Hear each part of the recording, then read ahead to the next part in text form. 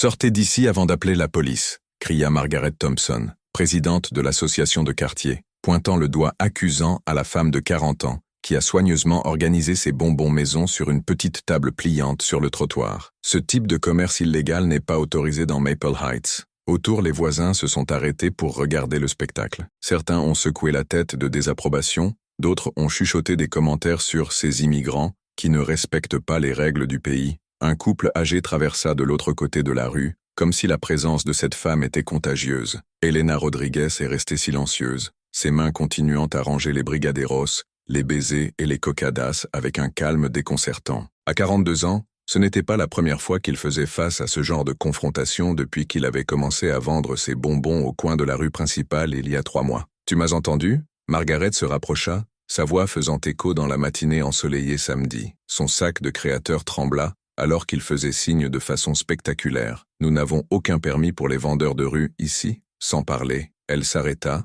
regardant Elena d'en bas. « Des gens comme toi. » La foule a grandi. Les smartphones ont commencé à être élevés, mais pas pour défendre Elena. Ils devaient dû filmer ce qu'ils considéraient comme un nettoyage nécessaire du quartier supérieur de la classe moyenne. « C'est vrai, Margaret ?» Il a crié quelqu'un du public. « D'abord, c'est une vendeuse, alors ils viendront plus. Bientôt, cet endroit deviendra un bidonville. » Elena a finalement levé les yeux. Ses yeux bruns ont trouvé Margaret avec une sérénité qui a fait reculer instinctivement la femme. « Je comprends parfaitement, Madame Thompson », a déclaré Elena en anglais parfait, avec juste un léger accent qui a dénoncé ses origines. « Je vais récupérer mes affaires. » Margaret cligna des yeux, surpris par la maîtrise impeccable. Il s'attendait à des cris, des supplications, ou du moins une résistance qui justifiait son ton agressif. « Eh bien, c'est vrai, » balbutiquait, récupérant le sang-froid. « Et ne reviens pas. Nous avons des enfants dans ce quartier et nous ne savons pas d'où viennent ces bonbons. » Elena a replié sa table méticuleusement, chaque mouvement calculé et précis, tout en gardant les bonbons dans une boîte thermique professionnelle. Pas le conteneur de fortune Margaret espérait voir. Quelque chose dans son comportement a suggéré que ce n'était pas une défaite, ce n'était que le premier mouvement d'un jeu beaucoup plus complexe. La foule qui s'était formée s'attendait à voir Elena sortir humiliée, vaincue, peut-être même pleurer. Mais tout en organisant ses affaires avec une efficacité presque militaire, ses gestes ont révélé une discipline qui ne correspondait pas aux stéréotypes que ces personnes avaient informés. Margaret sourit triomphalement à ses voisins. « Vous voyez juste ? Montrez simplement la fermeté qu'ils comprennent le message. Ces personnes ne respectent que l'autorité. » Son mari, Robert Thompson, PDG d'une entreprise de construction locale, est apparu sur le porche. « Bon travail, chérie. Nous ne pouvons pas laisser la valeur des propriétés tomber à cause de cette situation. » Ce que personne ne savait, c'était qu'Elena n'était pas seulement un immigrant vendant des bonbons dans la rue. Derrière cette apparente simplicité, un passé était caché que Margaret Thompson et ses voisins préjudiciables ne pourraient jamais imaginer. Un passé qui a fait cette humiliation publique non seulement injuste, mais dangereusement ironique. Alors qu'il marchait lentement sur le trottoir portant ses affaires, Elena a laissé un sourire presque imperceptible. Elle ne se sentait pas si sous-estimée depuis longtemps, et qu'elle savait par sa propre expérience, c'était toujours un avantage stratégique. Au coin, avant de disparaître, elle a tourné une dernière fois. Son regard a lentement balayé chaque visage dans la foule, comme s'il mémorisait chaque personne qui avait été témoin de cette humiliation publique. Margaret a agité de façon exagérée,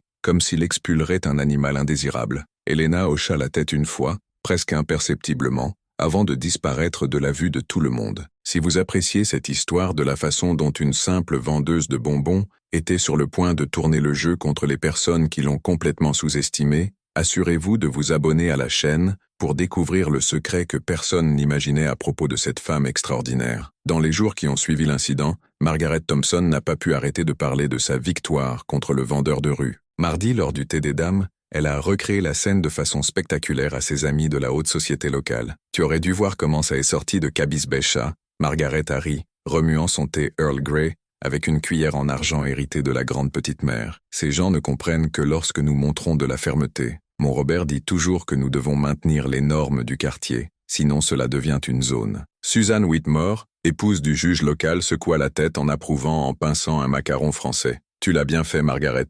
D'abord, une vendeuse vient alors un mendiant, un trafiquant. Bientôt notre quartier devient ces endroits troublés que nous voyons à la télévision. Exactement. Convenu Patricia Mills, propriétaire de l'immobilier le plus cher de la ville. Avez-vous sauvé notre valeur immobilière? Imaginez si cela devient à la mode, une invasion de vendeurs de rue dans nos hauteurs d'érable? Alors que les dames riaient et prévoyaient une patrouille de surveillance pour empêcher les futures invasions, Elena avait trouvé un autre endroit pour vendre ses bonbons, une place publique à 3 blocs. Mais quelque chose l'avait changé après ce samedi. Ses mouvements étaient plus calculés, ses yeux ont observé chaque détail avec une précision presque militaire. « Discutez, señora », a déclaré un enfant hispanique d'environ 8 ans, s'approchant timide de sa table. « Mi mamá quiere connaître cuaro cuesta el brigadero ». Elena sourit véritablement pour la première fois depuis des jours. « Pour toi, Pis, 2 pour $1. » Elle a enveloppé les bonbons avec une affection spéciale et apporté ce baiser à ta mère avec mes salutations. La mère de l'enfant s'est approchée, visiblement ravie. « Muy amable, señora Elena. Dans le travail d'encuentro depuis des mois de hace, mi esposo fut deportado y... » « Je comprends parfaitement », répondit Elena dans un espagnol courant, sa voix chargée d'une compréhension profonde. « Parfois, les opportunités apparaissent dans les endroits les plus inattendus. Ayez la foi. » Alors que la famille repartait avec des larmes aux yeux, Elena a discrètement tiré un dernier modèle de smartphone de sa poche. Rien de tel que quelqu'un qui s'attendrait à voir entre les mains d'un vendeur de rue. Ses doigts ont glissé sur l'écran avec familiarité, accédant aux applications que peu savaient comment utiliser correctement. Elle a rapidement tapé des recherches complètes sur Margaret et Robert Thompson, Maple Heights. J'ai besoin de tout, financier, professionnel, personnel, y compris les antécédents fiscaux, les licences commerciales et les irrégularités possibles. Date limite, 48 heures. La réponse est venue en quelques secondes. Compte tenu de votre histoire d'emploi précédent, le docteur Rodriguez, ce sera du moule.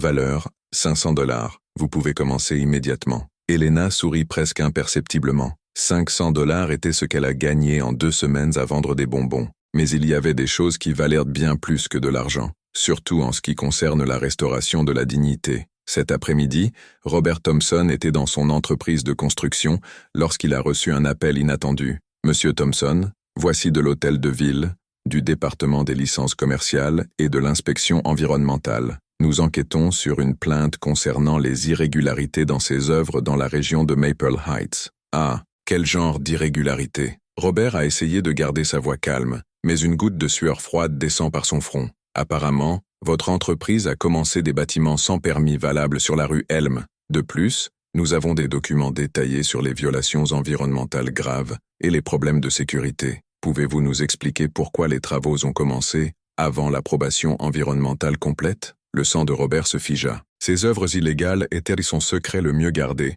un raccourci qui avait économisé un demi-million de dollars en licences et études environnementales. Ce doit être une erreur, balbutia-t-il, desserrant la cravate. Malheureusement non, monsieur. Nous avons des photos datées ici, des documents d'ingénierie et même des enregistrements de conversation. Une source très bien informée nous a fourni du matériel assez détaillé. Alors que Robert balbutia en essayant de donner des explications incohérentes, Elena a soigneusement gardé son téléphone portable. Son premier jeu avait été placé sur le tableau, avec la précision chirurgicale de ceux qui savaient exactement où se resserrer pour causer un maximum de dégâts. Margaret, complètement inconsciente des problèmes de son mari, a décidé de se promener dans le quartier pour veiller si le vendeur de rue était revenu. C'est à ce moment-là qu'il a remarqué une camionnette avec le logo News Channel 7 garée au coin de la rue où Elena restait. « Excusez-moi », a-t-elle approché l'équipe de reportage, imaginant déjà l'opportunité d'apparaître à la télévision comme l'héroïne de la communauté. « Êtes-vous de la télévision locale ?»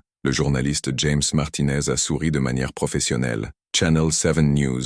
Nous faisons une histoire spéciale sur la discrimination systématique contre les petits entrepreneurs d'immigrants dans la région métropolitaine. Vous rencontrez-vous un vendeur de bonbons qui a été expulsé à partir d'ici samedi dernier ?» Le visage de Margaret pâlit instantanément, comme si chaque couleur avait été aspirée de ses joues. « Nous avons ici une vidéo qui est devenue virale sur les réseaux sociaux », a poursuivi le journaliste, montrant l'écran du téléphone portable. Une femme blonde, apparemment leader de la communauté, humiliant publiquement un immigrant qui travaille. Reconnaissez-vous cette personne? Margaret a vu sa propre image crier « des gens comme vous » et ce genre de commerce illégal contre une femme clairement impuissante. La vidéo avait déjà été vue par plus de 50 000 personnes et le était dévastateur. Je peux expliquer. Margaret babitait, réalisant que les caméras enregistrèrent leurs réactions en temps réel. Ce qu'aucune de ces personnes privilégiées ne pouvait réaliser, c'est que chaque mot de mépris qui avait craché, chaque geste arrogant, chaque instant de cruauté libre, avait été soigneusement documenté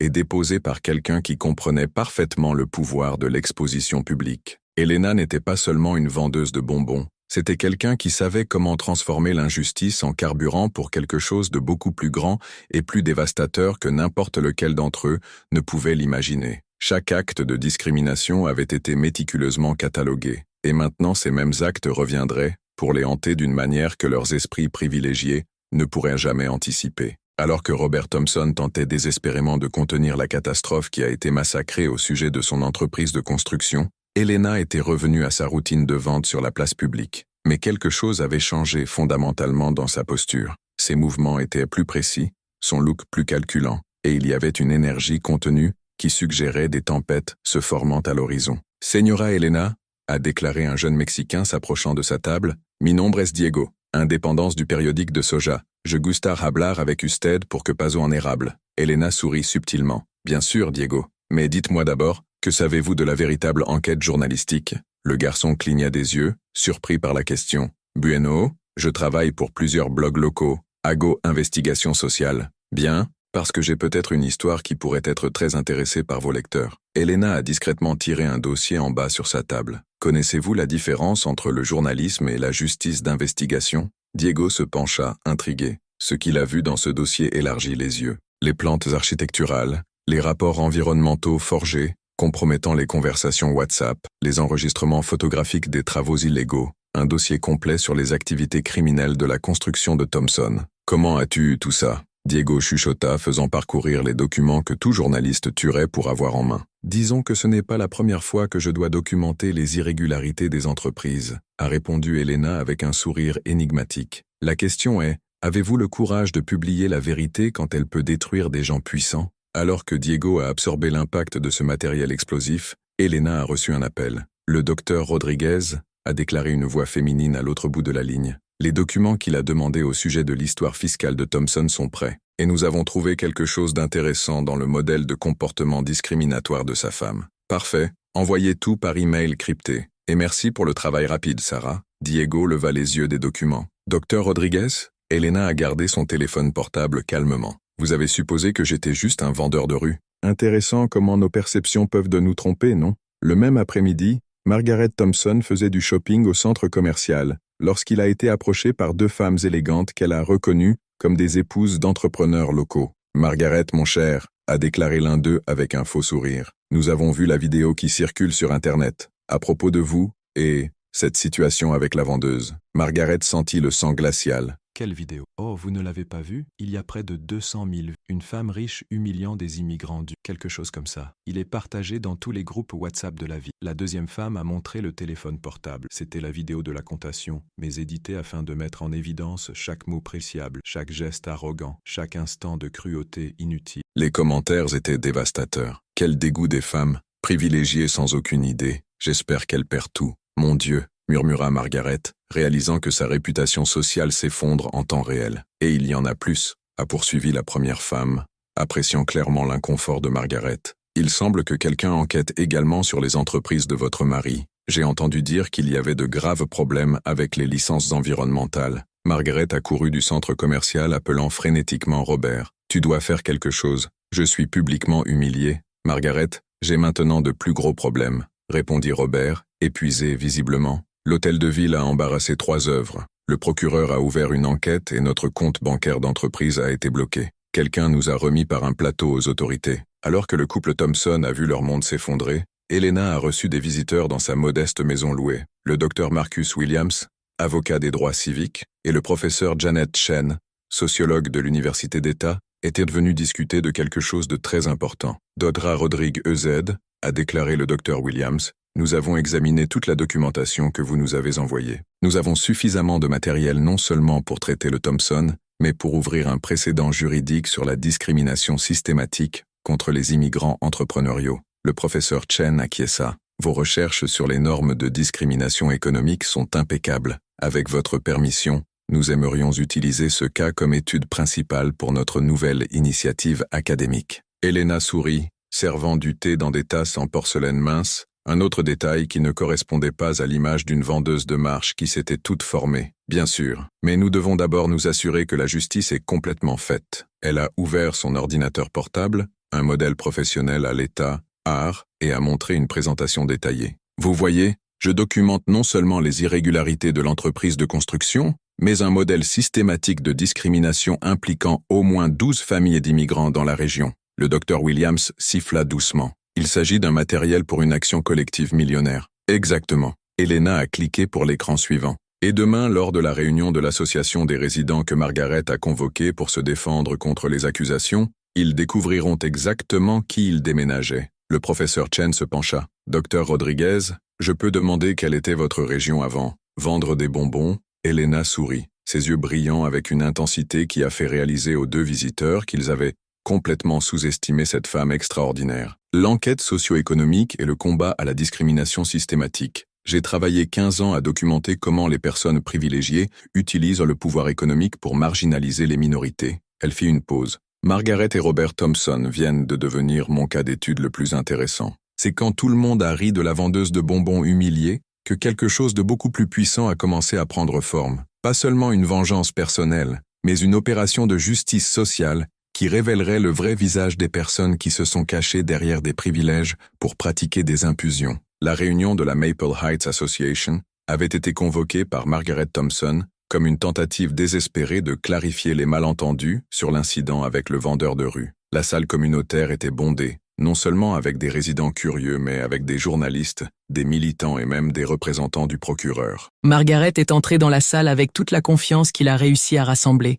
portant son meilleur ensemble et répétant mentalement le discours sur les valeurs de la communauté. À côté d'elle, Robert a essayé de cacher sa nervosité tout en vérifiant obsessionnellement son téléphone portable, attendant les nouvelles des avocats, essayant de contenir le désastre de son entreprise de construction. « Mesdames et messieurs », commença Margaret, sa voix résonnant à travers le microphone. « Vous connaissez ma famille depuis plus de 15 ans. Vous savez que nous avons toujours défendu les meilleurs intérêts de cette communauté. C'est alors qu'Elena Rodriguez est entrée dans la porte arrière, accompagnée du docteur Marcus Williams, du professeur Janet Chen et de Diego, le jeune journaliste. Mais ce n'était plus l'humiliation Elena il y a une semaine. Il portait un blazer élégant, portait une patte de cuir exécutive et marchait avec l'autorité de ceux qui étaient sur le point de mener une réunion du Conseil des affaires. Margaret bégaya en la voyant. « Que fait-elle ici ?» Elena est allée au microphone calmement. « Excusez-moi, Madame Thompson. Je crois que cette réunion a été convoquée pour discuter de la discrimination contre les entrepreneurs locaux.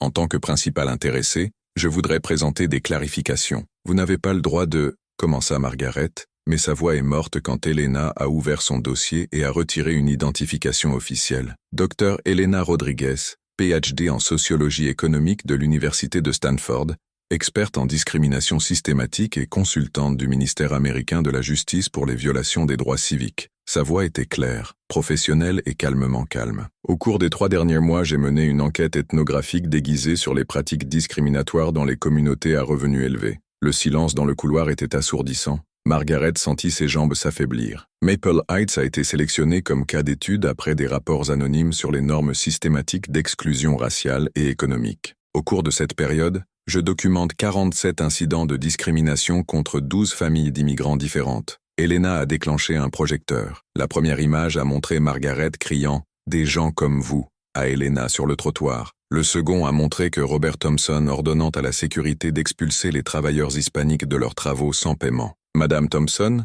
a poursuivi Elena, « lors de notre interaction filmée et largement publiée, vous avez violé non seulement les codes de conduite civile, mais aussi les lois fédérales de droit civil, plus précisément la loi de 1964 sur les droits civils et la loi sur le logement équitable. » Margaret a essayé d'interrompre, mais Elena leva poliment la main. « Monsieur Robert Thompson, son entreprise de construction fait l'objet d'une enquête pour 23 violations environnementales, 15 cas de pratiques de travail illégales et d'évasion fiscale systématique d'une valeur de 2,8 millions de dollars, tous correctement documentés et livrés aux autorités compétentes. » Robert était livide. « Comment faites-vous? Où avez-vous obtenu ces informations ?» Elena sourit. « Monsieur Thompson, vous croyez vraiment qu'un médecin en sociologie économique avec 15 ans d'expérience en quête ne saurait pas comment documenter les irrégularités des entreprises? » Le docteur Williams s'est levé. « Aux autorités présentes, je vous informe que mon bureau correspond aujourd'hui à une action civile collective de 50 millions de dollars contre le Thompson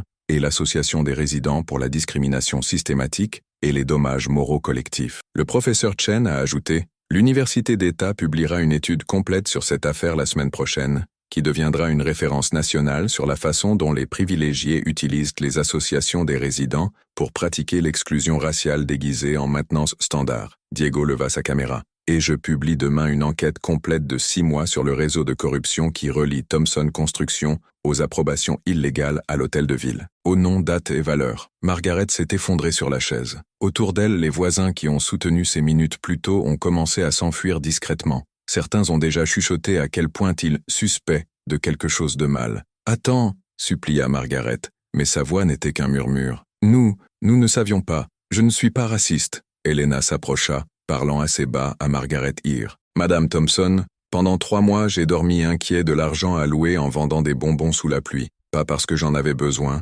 Mes économies couvriraient des années de vie confortable, mais parce que je voulais ressentir sur la peau ce que les gens comme moi quand ils sont humiliés par des gens comme vous. » Margaret a regardé dans les yeux d'Elena et a vu quelque chose qui lui a fait réaliser l'ampleur de ce qu'elle avait déclenché. « La différence entre nous, » a poursuivi Elena, et que j'ai temporairement choisi de vivre comme pauvre pour lutter contre l'injustice. Vous avez choisi de gagner du privilège pour provoquer des souffrances. Maintenant, vous apprendrez que les conséquences sont inévitables lorsque vous attaquez qui a des connaissances, des ressources et, en particulier, une cause équitable. Robert a essayé de sortir discrètement de la salle, mais a été intercepté par des agents fédéraux l'attendant à la porte. Les menottes brillaient sous les lumières de la salle alors qu'il était informé de ses droits. Alors que les caméras capturaient chaque seconde de l'humiliation de Thompson, Elena sourit subtilement. Ce n'était pas un sourire de vengeance cruelle, mais la justice a finalement servi de précision scientifique que seul quelqu'un de sa formation pouvait fournir. Ce que personne dans cette salle ne pouvait encore traiter complètement,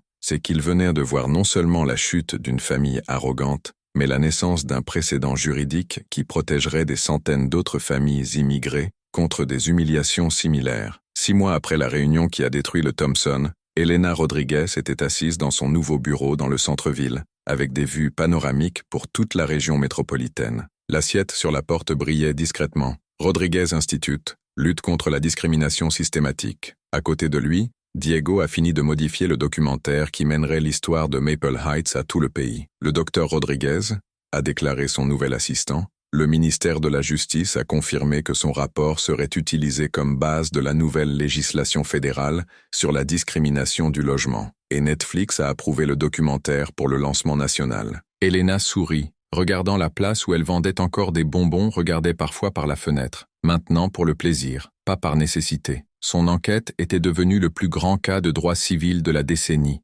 générant des changements dans les politiques publiques qui protégeraient des milliers de familles d'immigrants. Et le Thompson ? Demanda Diego, faisant une pause de l'édition. Margaret a perdu tous les amis de la haute société et est poursuivie par 47 familles différentes. Il a dû vendre le manoir pour payer la première compensation. Elena a retourné un journal local. Robert a été condamné à 8 ans de prison pour corruption et crimes environnementaux. L'entreprise de construction est allée en faillite. Le docteur Marcus Williams est entré dans le bureau avec un dossier volumineux. Elena, nous avons 200 nouveaux cas similaires à Maple Heights ce mois-ci seulement. Votre méthode de recherche ethnographique déguisée révolutionne alors que nous combattons la discrimination systématique. Le professeur Janet Chen les a rejoints via vidéochamada. Votre étude est déjà une référence obligatoire dans 15 universités. Nous pouvons documenter que des communautés comme Maple Heights TS existent dans les 50 États, pratiquant l'exclusion raciale déguisée en maintenance des modèles. Elena se leva et se dirigea vers la fenêtre. En bas, au même coin où Margaret l'avait humiliée, maintenant un centre communautaire qui offrait un soutien juridique gratuit aux immigrants. L'ironie ne pourrait pas être plus parfaite. « Savez-vous ce qui me satisfait le plus ?» dit Elena, se tournant vers Diego. « Ce n'est pas voir Margaret ruined ou Robert en prison. Il sait que 12 familles hispaniques ont acheté des maisons à Maple Heights ces derniers mois en utilisant l'indemnisation qu'ils ont reçue. » Diego sourit. « Et ils savent tous que c'était un vendeur de Brigadeiros qui a rendu cela possible. Un ancien conseiller de Brigadeiros, a corrigé Elena en riant. Maintenant, je ne suis qu'un sociologue qui a découvert le pouvoir de déguiser sa propre compétence pour exposer le vrai visage de ceux qui se cachent derrière les privilèges. » Le docteur Williams a feuilleté ses documents. Elena, l'impact va au-delà de la compensation. Sa méthodologie est reproduite dans d'autres pays. Le Canada et l'Australie ont déjà demandé des conseils. À ce moment, Elena a reçu un message sur son téléphone portable. C'était une photo envoyée par Carla Santos, l'une des mères immigrées qu'elle avait rencontrées sur la place. sa fille de 8 ans tenant un certificat de meilleur élève à l'école privée Maple Heights. C'est une vraie vengeance, a montré Elena à tout le monde. Ne pas détruire ceux qui nous font du mal, mais construire un monde où les générations suivantes n'ont jamais à passer par ce que nous avons vécu. Diego a fait une pause en enregistrement de l'interview. Dr Rodriguez, quel conseil donneriez-vous aux personnes qui font face à une discrimination aujourd'hui? Elena pensa un instant. Faites-vous tout. Étudiez vos oppresseurs. Organisez avec l'intelligence. Et rappelez-vous, la meilleure vengeance est de ne pas rabaisser qui nous rabaissait. C'est de grimper si fort qu'ils ne peuvent plus jamais nous joindre. Margaret Thompson, à ce moment même, se trouvait dans un appartement loué à 2 chambres, regardant les nouvelles nationales qui montraient qu'Elena a reçu une médaille d'honneur pour mériter sa contribution au droit civil. À côté d'elle, Robert a répondu à un autre appel des avocats, essayant de négocier sa peine. Vous remarquez maintenant? Margaret marmonna à son mari. La femme que nous avons humiliée n'était pas un vendeur de rue. Il était l'un des sociologues les plus respectés du pays, se prétendant pauvre pour nous exposer. Robert a raccroché le téléphone et a regardé la télévision. 15 ans de carrière, un empire de 50 millions, tous détruits en sous-estimant une femme vendant des brigadeiros au coin de la rue. Pendant ce temps, Elena a terminé une autre journée à l'institut qu'elle avait créé avec l'argent de la rémunération de Thompson. Sur le mur de son drôle de bureau, sa photo vendait des bonbons au coin de la rue, un rappel permanent que les apparences sont trompeuses et que la justice, lorsqu'elle est rendue avec intelligence et patience, a une saveur incomparablement douce. Elle a appris que la vraie vengeance n'est pas de détruire qui vous a fait du mal, c'est de construire quelque chose de plus grand qu'il ne pourrait jamais détruire. Si vous avez déjà subi une discrimination ou une injustice, comptez sur les commentaires en réagissant. Et abonnez-vous à la chaîne pour des histoires plus réelles qui prouvent que parfois l'univers n'a besoin que d'un peu d'aide de la nôtre pour restaurer l'équilibre.